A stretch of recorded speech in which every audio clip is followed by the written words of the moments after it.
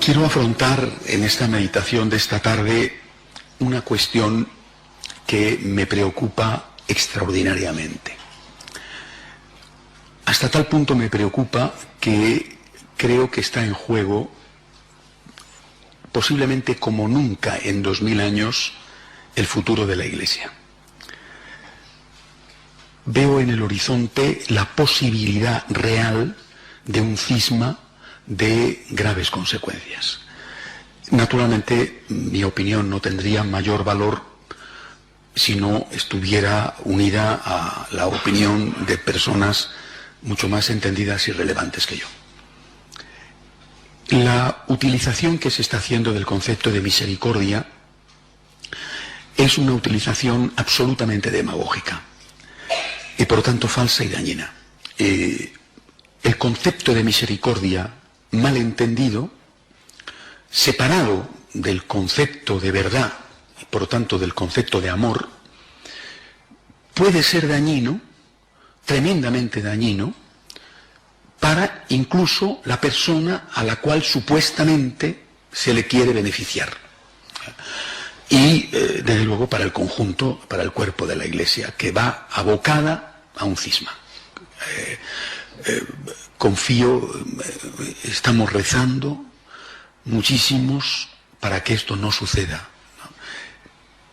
Pero ya se habla abiertamente del cisma como una posibilidad real. Y creo que hay momentos en la vida en los cuales hay que tener el valor de hablar, y de hablar francamente, honestamente, porque decimos en español que el que avisa no es traidor. Y para que no ocurran determinadas cosas, que hay muchas, pero muchas posibilidades de que ocurran, es la hora, yo creo, decisiva de hablar. Lo están haciendo otros, repito, desde otros ángulos, más el tema del ángulo teológico, patrístico, dogmático, canónico, de derecho canónico, y yo quisiera afrontarlo esta tarde desde la perspectiva espiritual. El Nuevo Testamento no es el único testamento, y la revelación de Cristo en el Nuevo Testamento es una revelación que completa otra revelación. Olvidarlo es quitarle al edificio los cimientos y provocar, por lo tanto, su ruina. Dios es amor, sí, pero primero no nos ha enseñado qué es amor. Primero nos ha enseñado que es el Todopoderoso. Primero nos ha enseñado que es el Señor. Y primero nos ha enseñado que es juez. Un juez amoroso. Un juez padre. Un juez misericordioso. Pero un juez. Despreciar el concepto de Dios como juez. Tratar al juez como si fuera un criminal. A eso hemos llegado. Jesús habla de que Él es el camino y asume los 10 mandamientos como algo que no se puede suprimir. Nadie puede hacerlo. Por lo tanto, despreciar la moral, como se está despreciando en este momento, y decir, como tantos dicen, que el cristianismo no es un moralismo, y con eso quieren decir que se puede ser cristiano al margen de un comportamiento ético, es reducir el cristianismo al sentimentalismo. Yo tengo una relación con Dios sentimental, más o menos efusiva,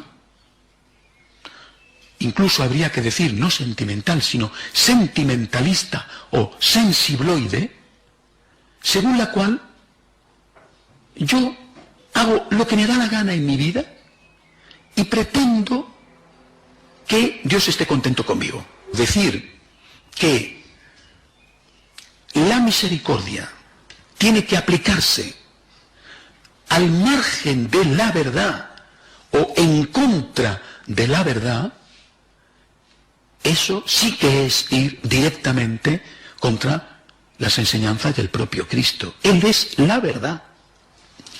Lo mismo que decir que la verdad no existe, o es inalcanzable, o es relativa, y que no existe ninguna verdad absoluta, o ninguna verdad objetiva, no solo es negar 2000 años de pensamiento cristiano, basado en esto que estoy diciendo, en una definición de Dios dada por el propio Dios, sino que es negar miles de años anteriores del propio pensamiento.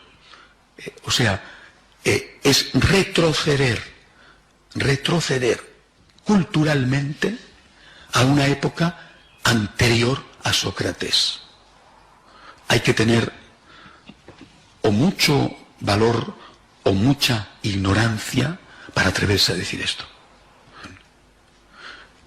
Quitar la verdad del discurso del amor es ir directamente a una falsificación demagógica de ese discurso que termina por hacer daño a la persona en cuestión. El Señor no dice por casualidad, no dice por casualidad esta definición en este orden, sino que es el orden en que tiene que practicarse. Soy el camino, la verdad y la vida. No puedo llegar a la vida si no es a través de la verdad y recorriendo un camino. Esto lo entendió la Iglesia siempre. Cuando uno recoge ese concepto de misericordia en el Antiguo y el Nuevo Testamento, se da cuenta de que la misericordia de Dios, siendo infinita, está limitada no por la parte divina, sino por la parte humana. Tú no condicionas el perdón de Dios, tú condicionas la recepción del perdón de Dios. Y además, ese perdón de Dios, esa misericordia divina, es una misericordia que solo puede ser entendida como regalo y no como derecho. Y este es otro de los puntos en los cuales se está demagógicamente haciendo confusión. Tengo derecho a. ¿Tengo derecho a? ¿A qué? ¿Tienes derecho a qué? ¿A comulgar? Comulgar es un don. ¿Tengo derecho a ser sacerdote? Ser sacerdote es un don. El planteamiento del hombre hacia Dios no puede ser un planteamiento de derechos, sino que tiene que ser, únicamente debe de ser, un planteamiento de gratitud. Yo no tengo derecho. La misericordia divina está siempre a 1 milímetro de mi piel, siempre. Pero para poder entrar, para poder cruzar ese milímetro, yo tengo que decir, perdóname, tengo que abrir la puerta con el arrepentimiento, perdóname, y tengo que abrir la puerta con el propósito de enmienda. Perdóname, voy a intentar no hacerlo más.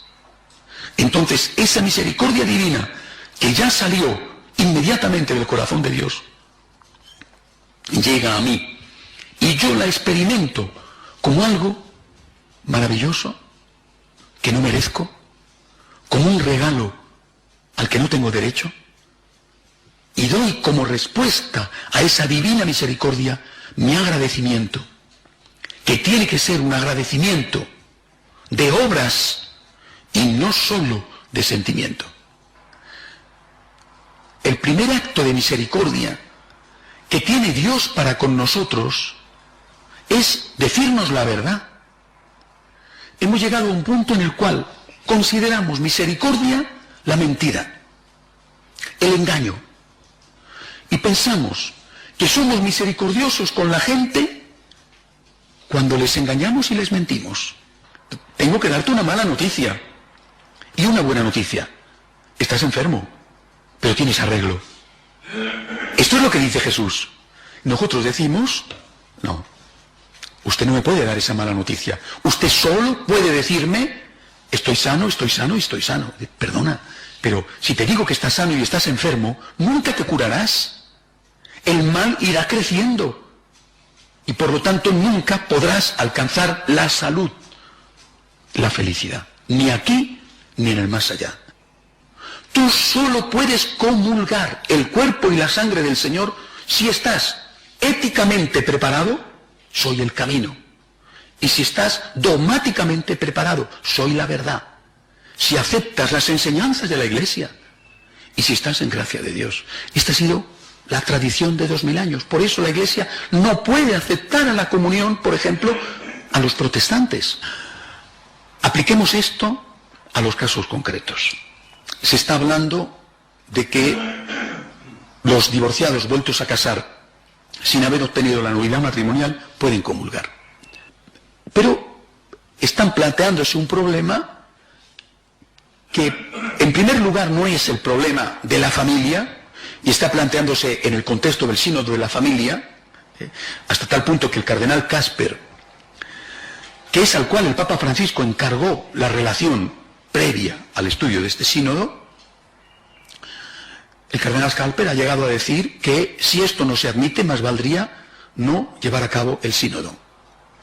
Si no se permite la comunión de los divorciados vueltos a casar, son palabras de él, más valdría no llevar a cabo el sínodo porque sería una gran decepción. Además, afrontar esta cuestión de forma aislada es ir a una trampa ignominiosa que tiene que saber, porque no se puede pensar que lo ignora, aquel que la promueve.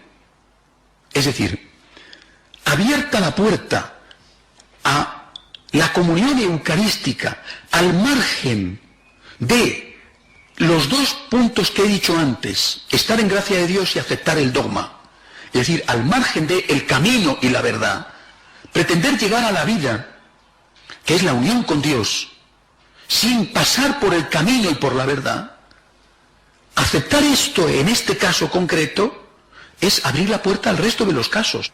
Es decir, abierta la puerta, esa puerta ya queda abierta. Y se presenta como misericordioso aquel que acoge la petición de esa persona concreta que desea comulgar y que no está en las condiciones. Y le dices, sí, comulga. ¿Quién eres tú para decirlo? Cuando el propio Cristo establece las condiciones. ¿Quién eres tú? ¿Eres tú Cristo? ¿Eres más que Cristo? ¿Eres el dueño del mensaje? ¿Has destituido a Cristo como fundador del cristianismo para ponerte tú en su lugar? Hay que inventar, que hay que ser innovadores para resolver el problema. Se inventa y se hacen las innovaciones que haya que hacer, pero nunca por un camino que va en contra de la palabra de Dios, de la doctrina de la Iglesia durante 2000 años, y que va a generar, repito, no solamente daño para la persona, a la cual se la miente, se la engaña, se le oculta la palabra de Dios. El que come y bebe el cuerpo y la sangre de Cristo indignamente, come y bebe su propia condenación. Se le oculta esto a esa persona, no haciéndole bien, porque esa comunión no le va a hacer bien, sino que le va a hacer mal, sino que es que además se daña gravemente a la comunidad, que va claramente a la división, va claramente al cisma. Hay que advertirlo. Repito, el que avisa no es traidor. Y es hora de decirlo antes de que sea demasiado tarde, antes de que se cometan cosas que muchos podrán decir con razón: se está yendo en contra de la palabra de Dios, se está yendo en contra de 2000 años de doctrina de la Iglesia. Yo me veo en el deber de conciencia de hablar con esta claridad. Creo que somos muchos los que lo estamos haciendo. No sé si inútilmente, pero es el momento de decirlo. No se puede ir en contra de las enseñanzas de Cristo.